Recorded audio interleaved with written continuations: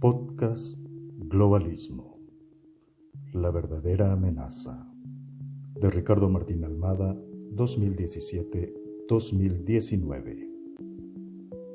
Capítulo cuarto, primera parte, sección quinta. ¿Por qué el globalismo es la verdadera amenaza? Solo el nacionalismo sionista israelí es promovido por el globalismo, desenmascarando a la familia bancaria Rothschild. Voz en off, Miguel Yegros. Sean todos bienvenidos. Aun si creyeran en la Biblia, recordemos que la razón por la cual este Estado sionista de Israel reclama su pertenencia a Palestina, remitámonos a Génesis 28, 13, 3. Yahvé estaba en lo alto y dijo: Yo soy Yahvé, el Dios de Abraham, tu padre, y el Dios de Isaac. La tierra en que estás acostado te la daré a ti y a tu descendencia. Esta promesa a Israel también figura en Deuteronomio 1:7 y en Génesis 12:1-3:5. El Éxodo 33:1-3 es el que le da licencia para expulsar hoy día palestinos. Como veremos, Yahvé dijo a Moisés: Márchate de ese lugar, y tú y tu pueblo que saqué de Egipto, sube a la tierra que yo prometí con juramento a Abraham y a Isaac y Jacob, cuando les dije: se la daré a tu descendencia. Enviaré delante de ti un ángel para que eche del país al cananeo, al amorreo, al eteo, al fereceo, al Jebeo y al Jebuseo. Es inevitable preguntarse si ese suceso, esa promesa, realmente ocurrió, al punto de asesinar casi a 10 millones de palestinos para ocuparla. Es inevitable no cuestionar desde sus bases semejante promesa responsable del asesinato de millones. La primera señal de alarma es que los propios judíos dicen que el Antiguo Testamento es un libro alegórico, no histórico, y eso se puede constatar en entrevistas, además del hecho fehaciente de que su libro de base es el Talmud. En 1902, un erudito estudioso de antiguas civilizaciones, asiriólogo, muy respetado de la época, incluso se lo considera uno de los fundadores de la asiriología,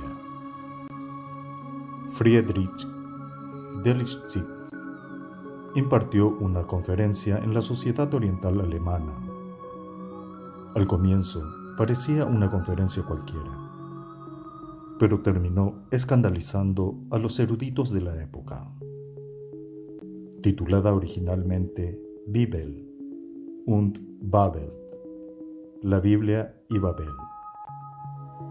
El argumento central de la conferencia fue mostrar los evidentes paralelismos existentes entre los textos épicos babilonios y relatos del Antiguo Testamento, incluidos pasajes tan relevantes como la creación y el diluvio.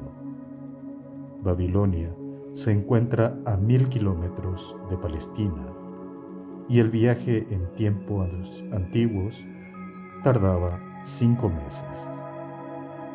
Si bien esta fue la conferencia más escandalosa, no fue la primera, ya que en 1872, George Smith, el primer traductor de las tablas sumerias, ni bien fueron halladas, se dio cuenta de que estaba viendo una versión del Arca de Noé.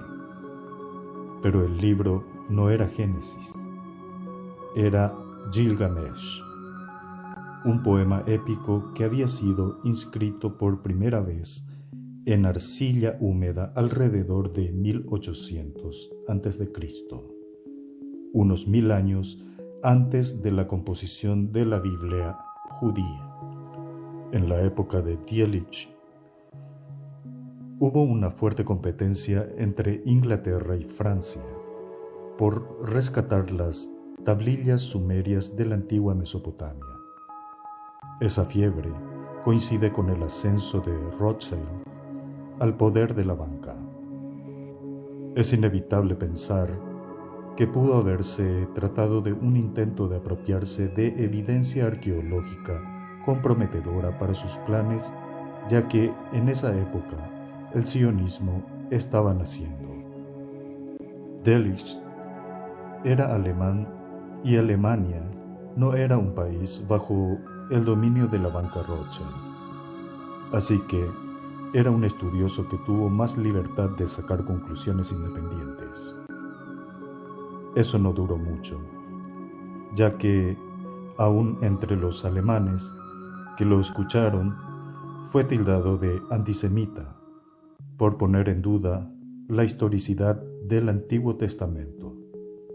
No obstante, logró formar una escuela llamada Pan-Babilónica, que incluyó otros eruditos como Hugo Winkler, Paul de Lagarde, Alfred Jeremías y otros.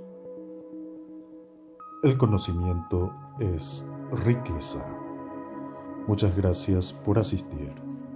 Voz en off, Miguel Yegros.